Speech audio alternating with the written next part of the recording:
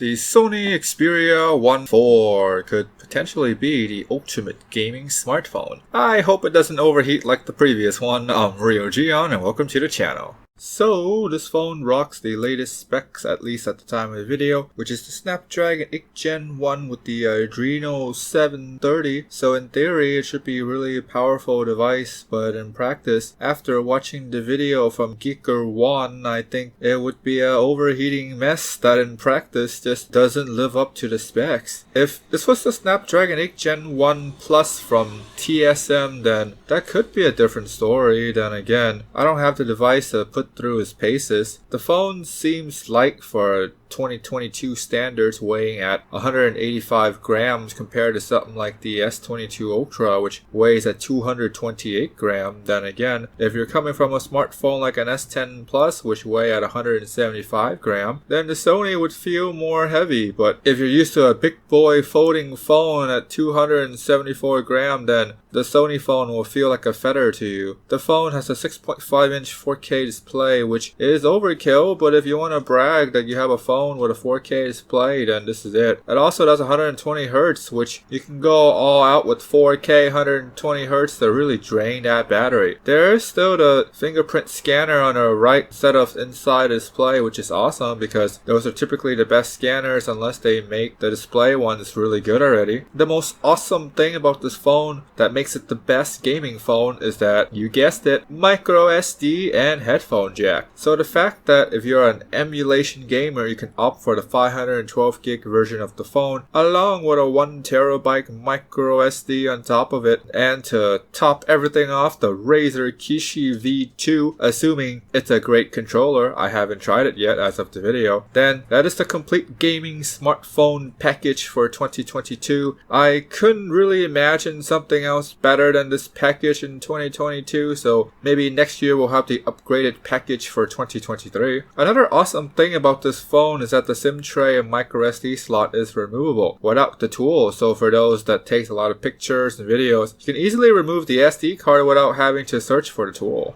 I'll have the link below the like button for you to check out the numbers for the camera, but from videos and samples that I see, it's pretty good. It's not like the S22 Ultra or iPhone good for those that want the automatic snap in and out experience, but if you want to take your time and tweak the quality of the pictures and videos, then I have to say this phone is the one to go with. Some of the photos and videos, if you spend the time to tweak the settings, you can get better results than the S22 Ultra or the iPhone, but you have to spend the time to learn the camera settings. I think someone that's used to using a DSLR camera will be able to pick up the settings relatively quickly, and bonus if you're using the Sony Alpha cameras, because I heard those settings are basically the same ones on the phone. So if you want to learn more about the camera settings and want to optimize the camera to its fullest potential, then this is the phone to get. If you want a quick, simple snapping experience, then you're most likely better off with the S22 Ultra or the iPhone 13 Pro Max.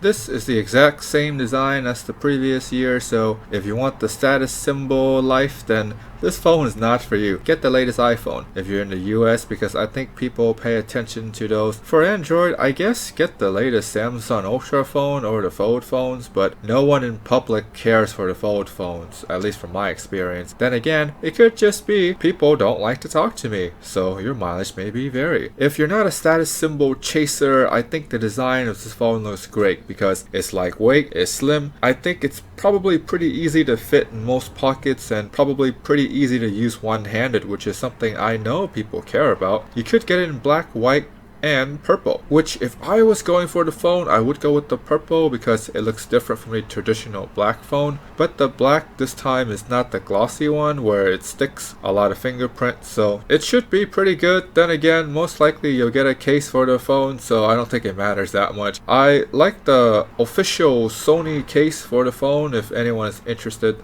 So this year we have 5000 milliamp to play with, which is in theory should be a lot, but in practice not so much because of the 4K 120 Hz display. If you were to turn down the phone to 60 Hz, then you still have 4K display to deal with because you cannot turn that off. If it was up to me, I put the phone to 1080p 60 Hz because that's pretty much the best ratio in Hertz for most emulators on Android, because I don't think there's an emulator that supports 120 Hz display. So so putting the phone at 60Hz would be best. If you plan on using the phone as a gaming device, the phone does support 30-watt charging, but with the typical flagship phone fashion, they decided not to include the charger in the box and not even the cables in the box this time, so you might as well wait for an Amazon Renew version of the phone to get a charger and a cable included if that's something you're looking for when you spend $1,600 on a smartphone, because if you're aiming for the 512 gig version like me, that's how much it's gonna cost you, so you're gonna have to deal with it, or wait for the Amazon Renew, get it for less with a cable and a charging brick. So if it was my money, I wait for Amazon Renew, get it cheaper with the cable and the charger. I'll use the money I save, buy the Razer Kishi V2 and the 1TB micro SD, which if adding everything together, I'll probably end up spending more money, but overall it's going to be less if I were to buy the phone brand new and having to buy the cable and charger if I don't have one already. So personally, would I get this phone? The question that no one asked because no one cares, judging from the view count of the video, but for those that do watch and care, you guys are awesome, may you stay that way. So the answer is, I don't know, because of the overheating issue that the chipset, I don't really want it because I have a Fold 3 which overheats a lot, the battery dies because of it, so I don't want another phone with the same problem again, so most likely I'm just gonna avoid it if it was my money. I'm probably gonna wait for the Xperia 5.4, smaller screen, 1080p, same battery size. Hopefully it overheats less, or I'll just wait another year and hopefully they come up with a chipset that doesn't overheat as badly as this one. If you're new, click subscribe, the bell, thumbs up for more content. You guys stay awesome.